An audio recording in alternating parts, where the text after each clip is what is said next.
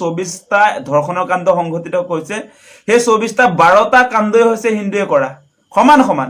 গোটে কম্পিটিশন হৈছে নেকি হেতু সেই কম্পিটিশনৰ ক্ষেত্ৰত দেখোন হিমন্ত বিশ্ব শৰ্মাই কেৱল মুছলমানক টাৰ্গেট কৰি মুছলমান এই জনগোষ্ঠীৰ লোকসকলে কেৱল ধৰ্ষণ কৰি আছে বুলি কৈছে হিন্দুবিলাক কি ধৰ্ষণ কৰিবলৈ অনুমতি দিছে নেকি আপুনি সেই কথা নকব ডাঙৰীয়া ধৰ্ষণকাৰী ইয়াত কোনো হিন্দু মুছলমানৰ কথা নহয় সেই কাৰণে আমি কৈ আছো যে প্ৰতিগৰাকী ধৰ্ষণকাৰীৰ বিৰুদ্ধে আৰক্ষীয়ে কঠোৰৰ পৰা কঠোৰ শাস্তি বিহিব লাগে আৰক্ষীয়ে উপযুক্ত চাৰ্জশিট দাখিল কৰিব পাৰে যাতে কোৰ্টত সেই অপৰাধীবিলাক এই পাখণ্ডবিলাক যাতে বাচিব নোৱাৰে তাৰ ব্যৱস্থা কৰিব লাগে এটা সেই মানুহজনে কেৱল কিয় মুছলমানক কৈ আছে মুছলমানক কেৱল যদি কৈ আছে তেনেহলে হিন্দুবিলাকৰ বিৰুদ্ধে আজি আমাৰ জাতীয় জনগোষ্ঠীয় সংগঠনে পাহৰি গৈছে মাত মাতিবৰ কাৰণে আমি দেখা নাইতো আজিৰ দিনটোত হিন্দুৰ বিৰুদ্ধে খৰভোৱা আমি দেখা নাই আজি মুছলমানৰ আমি ধিঙৰ কাণ্ডৰ কথা কৈছো ধিঙত যি পাখণ্ড তিনিজন আছিল তিনিজনক কঠোৰৰ পৰা কঠোৰ শাস্তি দিব লাগে সেই কথা আমি কৈ আছো তাৰ সমান্তৰালভাৱে আজি আপোনাৰ যোৰহাটৰ ধৰ্ষণ কাণ্ড গুৱাহাটীৰ ধৰ্ষণ কাণ্ড আজি তিনিচুকীয়া ধৰ্ষণ কাণ্ড তেওঁলোকৰ উপযুক্ত শাস্তি নহব নেকি নে হিন্দু হোৱাৰ কাৰণে তেওঁলোক বাচিব সেই কথা নহব সেই কথা কেতিয়াও নহব এটা হিমন্ত বিশ্ব শৰ্মা হিৰো দেখুৱাবলৈ আহিছে তেওঁ হিৰো নেকি তেওঁ নিজৰ গৃহ বিভাগ সম্ভালিব নোৱাৰে এগৰাকী মুখ্যমন্ত্ৰী এগৰাকী গৃহমন্ত্ৰী তেখেতে এতিয়া ডাঙৰ কথা কৈ আছে যে ফালতু মানুহৰ নিচিনাকে তেওঁ কথা কোৱাৰ নৈতিক অধিকাৰ নাই এই মুহূৰ্তত সেই কথা আমি কৈ দিছো তেওঁৰ ল এণ্ড অৰ্ডাৰ সিচুৱেশ্যন কোনো টেকল কৰিব পৰা নাই আজিৰ দিনটোত অসমত আচলতে পুলিচ প্ৰশাসন বা আইন শৃংখলা আছে নে নাই আচলতে এই মুহূৰ্তত পুলিচো নাই অসম চৰকাৰো নাই গৃহমন্ত্ৰীও নাই ইয়াত অৰাজক এটা পৰিস্থিতি যাৰ যি ইচ্ছা তাকে কৰি আছে গতিকে এই মুহূৰ্তত হিমন্ত বিশ্ব শৰ্মাৰ মুখখন বন্ধ কৰিব লাগে সেই কথা কৈ আছো তেওঁ ধৰ্ষণৰ ক্ষেত্ৰত কেৱল এটা জনগোষ্ঠীক দেখা পাইছে মই কিন্তু মুছলমানৰ এজেণ্ট নহয় সেই কথাটো কৈছো যে মই কৈ আছো যে হিন্দু ধৰ্ষণকাৰীৰ বিৰুদ্ধেও আমি সমান্তৰালভাৱে আচলতে সৰব হ'ব লাগে বুলি কৈছো ধৰ্ষণকাৰীৰ ক্ষেত্ৰত আমি ধৰ্মক লৈ ৰাজনীতি কৰিলে নহয় সেই কথা কৈ আছো মই গতিকে এটা কথা স্পষ্ট যে বৰ্তমান সময়ত আমি দেখিছো যে আমাৰ জাতীয় জনগোষ্ঠীয় সংগঠন আমি নিজেও যেতিয়া ধিঙৰ কাণ্ডটোক লৈ সৰব হৈ আছো সেই মুহূৰ্তত হিমন্ত বিশ্ব শৰ্মাই এডভান্টেজ লৈছে তেখেতে এই মুহূৰ্তত মুছলমানৰ শত্ৰু হিচাপে চিনাক্ত কৰি কেৱল মুছলমানৰ বিৰুদ্ধে তেওঁ কথা কৈ আছে মুছলমান যিবিলাক বিদেশী বাংলাদেশী আহিছে তেওঁলোকৰ বিৰুদ্ধে কঠোৰ হ'ব লাগিব তাৰ সমান্তৰালভাৱে যিবিলাক আচলতে পূৰ্ববংগীয় আমাৰ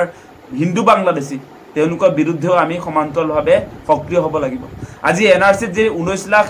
এনআৰচিৰ চূড়ান্ত তালিকাৰ পৰা বাদ পৰিছিলে সেইবিলাকৰ চিনাক্তকৰণ আৰু বিতৰণৰ ব্যৱস্থা কৰিছে না নাই হিমন্ত বিশ্ব শৰ্মাই তাত মুছলমানো আছে হিন্দুও আছে হিন্দু বাংলাদেশীও আছে মুছলমান বাংলাদেশীও আছে তেওঁলোকৰ বিৰুদ্ধেও আমি সমান্তৰালভাৱে একশ্যন ল'ব লাগিব আজি তেওঁ ডাঙৰ কথা কৈ আছে আমি কম সেই কথা আমি জাতীয় জনগোষ্ঠীয় সংগঠনবিলাকে কম একশ্যন ল'ব লাগিব চৰকাৰে আমি যিবিলাক দাবী উত্থাপন কৰিছো আজি ধৰ্ষণকাৰীৰ বিৰুদ্ধে কঠোৰৰ পৰা কঠোৰ হ'ব লাগিব অসম চৰকাৰ অসম আৰক্ষী আমি কম আমি চিঞৰি কম হিমন্ত বিশ্ব শৰ্মাই মুঠতে আমি যি কৈছো সেইটো শুনিব লাগে সেই কথা কৈ আছো তেওঁ কি জাতীয় সংগঠনৰ লিডাৰ নেকি তেওঁ যে কথা কৈ আছে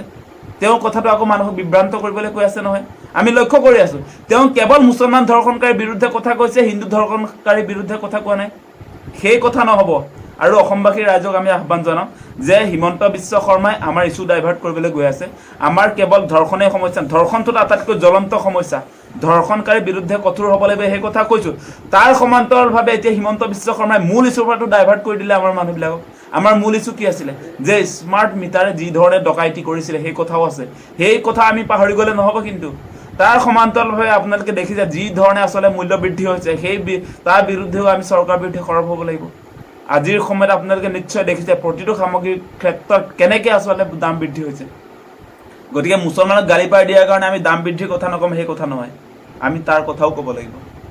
গতিকে হিমন্ত বিশ্ব শৰ্মা বৰ্তমান সময়ত কোনো কাৰণে অসমৰ গৃহমন্ত্ৰীৰ দায়িত্বত থাকিব নোৱাৰে ল এণ্ড অৰ্ডাৰ সিচুৱেশ্যন তেওঁ মোকাবিলা কৰাৰ ক্ষেত্ৰত ব্যৰ্থ আইন শৃংখলা কোনো পৰিস্থিতি নাই আজি গৃহ বিভাগ ব্যৰ্থ আজিৰ দিনটোত অসম আৰক্ষী ব্যৰ্থ কি অসম আৰক্ষী 25টাকৈ আচলতে স্বাধীনতা দিৱসৰ আগদিনা আলফাই বোমা সংস্থাপন কৰি গ'ল অসম আৰক্ষীয়ে গমেই নাপালে সেয়া স্মাৰ্ট আৰক্ষী আৰু কিবা বোমা নিষ্ক্ৰিয় কৰিবলৈ কি হেলমেট পিন্ধি যায় হেলমেট আৰু কি বুলি কয় এইটো লাঠি এডাল লৈ যায় নিষ্ক্ৰিয় কৰিবৰ কাৰণে আৰু সেইটোক প্ৰশংসা কৰে হিমন্ত বিশ্ব শৰ্মা এই মানুহজন ফালতু আছে কিন্তু একদম ফালতু মানুহ গতিকে এতিয়া আপোনালোকে নিশ্চয় দেখিছে হিমন্ত বিশ্ব শৰ্মাই বাচিবৰ কাৰণে এতিয়া আমি যিবিলাক কথা কৈ আছো তেওঁ ক'বলৈ তেওঁ কোৱাৰ অধিকাৰ নাই হিমন্ত বিশ্ব শৰ্মাৰ কোনো বিষয়ক লৈ কথা কোৱাৰ অধিকাৰ নাই তেওঁ মুঠতে আমি যিবিলাক কথা কৈছো সেইবিলাক কাম কৰি যাওক তেওঁ ইয়াত বাহবা ল'বলৈ আহিছে কথা কৈ বাহবা ল'লে নহ'ব আমি কৈছোঁ যে মুছলমান যিবিলাক বাংলাদেশী অসমত আছে তেওঁলোক বিতৰণৰ ব্যৱস্থা কৰক আমি কৈ আছোঁ যিবিলাক হিন্দু বাংলাদেশী অসমত আহিছে গোটেইবিলাকক বিতৰণৰ ব্যৱস্থা কৰক তাৰ কাৰণে আমি NRC কৰিছিলোঁ NRCত 2000 কোটি টকা আমি এনেই খৰচ কৰা নাই সেই কথা কৈ থলোঁ গতিকে আপোনাৰ কথা কোৱা বন্ধ আজিৰ তাৰিখৰ পৰা আৰু আমি যিবিলাক কথা কৈ আছোঁ সেই আমাৰ কথাবিলাক শুনি ব্যৱস্থা গ্ৰহণ কৰক সেই কথা সকীয়াই থলোঁ এতিয়া লাষ্টত এটা কথাই ক'ব খোজোঁ গোটেই অসমত যদি এই দাদা নিচিনা মানুহ থাকিলেহেঁতেন অসমৰ পৰিস্থিতি এনেকুৱা নাথাকিলেহেঁতেন বুজি পাইছে অসমৰ এটা এটা মানুহ মুকেশ আম্বানীৰ দৰে হৈ গ'লেহেঁতেন আমি সৰুৰ পৰা চাই আহিছোঁ আন্দোলন কি এন তেন আৰে বাবা কিবা এটা কৰিলে মিয়া আৰে কোনোবাই এজনে কিবা কি কৰিছে তাক পুলিচে ধৰিব আইনৰ হিচাপে কি শাস্তি দিব লাগে শাস্তি দিব আৰু গোটেই মানুহ লাগি পৰে গোটেই মানুহৰ ওপৰত মিয়া আচলতে ঠিকেই আছিলে লগত আৰু এটা লগাই দিয়ে এইটো কাৰণে বহুত দুখ লাগে মনত মিয়া বাংলাদেশী আরে বাবা সঁচা কথা এইটো শুনি বহুত বেয়া লাগে মনত মিয়া আচলতে ঠিকে আছে এইটো ক'বলগীয়া একো নাই নাম আপোনালোকে দিছে যদি মিয়াই আছোঁ কিন্তু মিয়া বাংলাদেশীখন শুনি মোৰ বহুত দুখ লাগে যোনে ভিডিঅ'খন চাই আছে এটা কথাই অনুৰোধ থাকিল ভিডিঅ'খন এটা শ্বেয়াৰ মাৰি দিব গোটেই মানুহে পাব লাগে এইখন ভিডিঅ' জয় আই অসম